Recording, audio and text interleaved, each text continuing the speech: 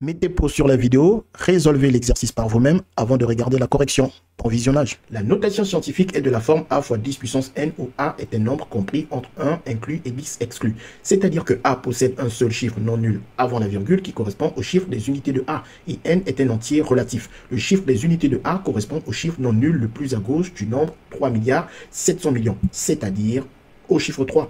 Pour écrire la notation scientifique de ce nombre supérieur à 1, on écrit le chiffre 3 suivi d'une virgule, puis de tous les chiffres compris entre ce 3 et le chiffre non nul le plus à droite inclus.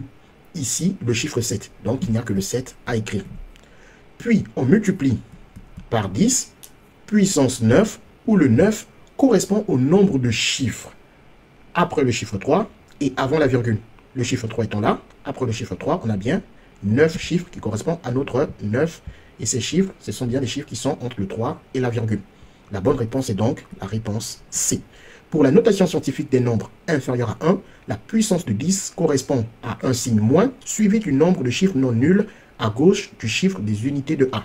Par exemple, le nombre 0,000241,00, la notation scientifique est 2,41 fois 10 puissance moins 4, où le 4 correspond au nombre de zéros non inutiles avant le 2. Pour faire la somme de deux fractions de dénominateurs différents, on utilise la formule a sur b égale à a fois k sur b fois k pour les réduire au même dénominateur, puis la formule a sur c plus b sur c pour additionner les deux fractions réduites au même dénominateur.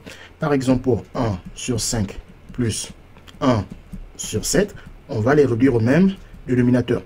Pour choisir ce dénominateur commun, on peut par exemple multiplier les dénominateurs entre eux. Le 5 multiplié par le 7. Je commence par la première qui possède 5, je la multiplie alors par 7.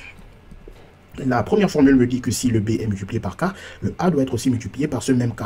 Le 5 étant multiplié par 7, le 1 doit être aussi multiplié par 7. Pour la deuxième fraction, j'ai déjà 7, donc je dois multiplier par 5. Si je multiplie au dénominateur par 5, je dois multiplier au numérateur par 5. Ensuite, j'effectue les multiplications. 1 fois 7, 7. 5 fois 7, 35. Plus 1 fois 5, 5. Sur 7 fois 5, 35. Une fois que j'ai le même dénominateur, j'utilise la deuxième formule qui me dit qu'il faut additionner les numérateurs entre eux. 7 plus 5 sur ce dénominateur commun, 35. 7 plus 5, 12 sur 35. La bonne réponse est la B. Pour développer à l'aide de la troisième identité remarquable, il faut bien évidemment déjà connaître la formule, mais surtout être capable de l'utiliser. Donc, de connaître à quoi correspond le A et à quoi correspond le B. Ici, qu'il y ait plus ou moins à gauche, puis l'autre signe à droite, cela ne change pas de différence pour la formule. Vous pouvez très bien avoir moins et plus, comme dans la question posée. Donc, ici, pour trouver le A dans l'expression 2x moins 3, facteur de 2x plus 3, c'est super simple. C'est le nombre qui se trouve à gauche du plus et à gauche du moins. Donc, le A correspond au 2x. Et pour trouver le B, ben c'est pareil, vous regardez juste à la droite du signe moins et à la droite du signe plus. Le B correspond au 3. Une fois que vous avez repéré A et B, maintenant, vous n'avez plus qu'à appliquer la formule. La formule nous dit que nous avons A puissance 2. Donc, le A, c'est le 2x. Ça nous fait donc 2x puissance 2. Attention, 2x puissance 2, cela signifie quoi? Que je dois multiplier 2x par lui-même. Et que donc, j'aurai 2 fois 2 qui fait 2 puissance 2 et x fois x qui fait x puissance 2. Et donc, pour dire que le 2 et le x sont à la puissance 2, il ne faut surtout pas oublier de mettre les parenthèses. Donc ici, ça nous fait 2x en parenthèse puissance 2. Ensuite, nous avons moins b, ben le b c'est le 3, donc ce qui nous donne 3 puissance 2. Et après, j'effectue les calculs.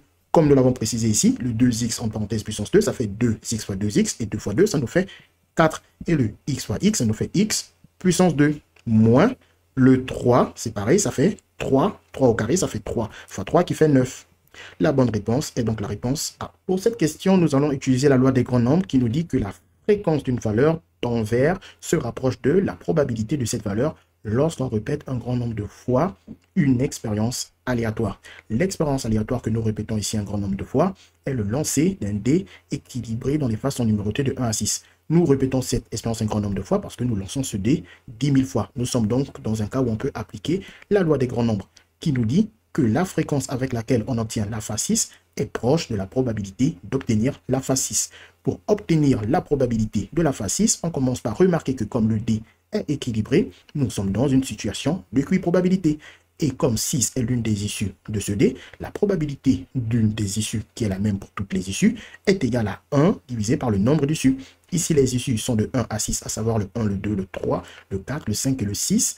Donc, il y a un nombre total de 6 issues. La probabilité d'une issue est donc de 1 divisé par 6. La probabilité d'obtenir l'issue 6 est donc de 1 sixième.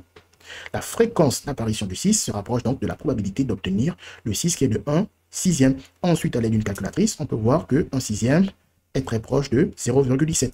La bonne réponse est donc la réponse C.